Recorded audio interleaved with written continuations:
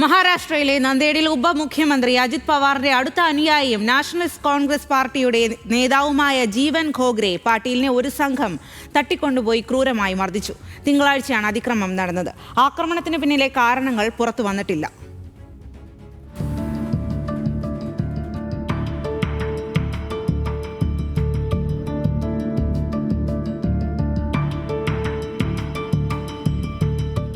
മഹാരാഷ്ട്ര ഉപമുഖ്യമന്ത്രിയുടെ അടുത്ത അനുയായിയും നാഷണലിസ്റ്റ് കോൺഗ്രസ് പാർട്ടിയുടെ നേതാവുമായ ജീവൻ ഖോഗ്രെ പാട്ടീലിനാണ് ക്രൂരമർദ്ദനമേറ്റത്. നന്ദേഗഡ് മുനിസിപ്പാലിറ്റി കോർപ്പറേഷനിലെ മുൻ പ്രതിപക്ഷ നേതാവാണ് ജീവൻ ഖോഗ്രെ പാട്ടീൽ.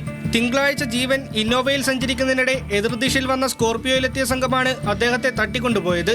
തട്ടിക്കൊണ്ടുപോകലിന്റെ CCTV ദൃശ്യങ്ങൾ പുറത്തു വന്നിട്ടുണ്ട്. പാട്ടീൽ വരുന്നത് കാത്തുനിന്ന 3 അംഗ സംഘമാണ് തട്ടിക്കൊണ്ടുപോകൽ സംഘത്തിന് വിവരങ്ങൾ കൈമാറിയത്.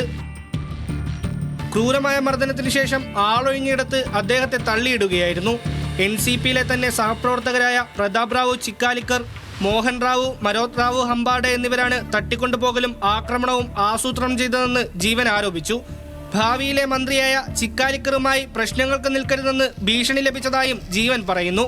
മഹാരാഷ്ട്ര ബീഡിലെ ഗ്രാമത്തലവനായിരുന്ന സന്തോഷ് ദേശ്മുഖിനെ തട്ടിക്കൊണ്ടുപോയി കൊന്നതുപോലെ തന്നെയും കൊല്ലുമെന്ന് മുന്നറിയിപ്പ് ലഭിച്ചതായും ജീവൻ ഖോഗ്രെ പാട്ടീൽ പോലീസിന് നൽകിയ പരാതിയിൽ പറയുന്നു. നന്ദേഗഡിൽ നിന്നുള്ള സിറ്റിംഗ് MLA പ്രതാപ് പാട്ടീൽ ചിക്കാലിക്കർക്കും മുൻ MLA മോഹൻ റാവു ഹംബാഡയ്ക്കുമെതിരെ പോലീസ് കേസെടുത്ത് അന്വേഷണം ആരംഭിച്ചിട്ടുണ്ട്. ശുഭം ദത്ത സുനേബാദ്, രാഹുൽ മരോട്ടി ദസർവാദ്, കൗസ്തുഫ് രമേശ് രൺബീർ, വിവേക് നർഹരി സൂര്യവംശി, മാധവ് ബാലാജി വാഗ്മരെ, മുഹമ്മദ് അഫ്രോസ് ഫക്കീർ, ദേവാനന്ദ് ഭോലെ എന്നിവരെ പോലീസ് അറസ്റ്റ് ചെയ്തു. തലയ്ക്ക് ഗുരുതരമായി പരിക്കേറ്റ ജീവൻ ഖോഗ്രെ പാട്ടീൽ ചികിത്സയിലാണ്. ഗുണ്ടാരാജ് അവസാനിപ്പിക്കാൻ കർശന നടപടി വേണമെന്ന് അദ്ദേഹം ആവശ്യപ്പെട്ടു. ജീവന്റെ അനുയായികൾ നന്ദേഗഡിൽ ചൊവ്വാഴ്ച ഹർത്താൽ നടത്തുകയാണ്.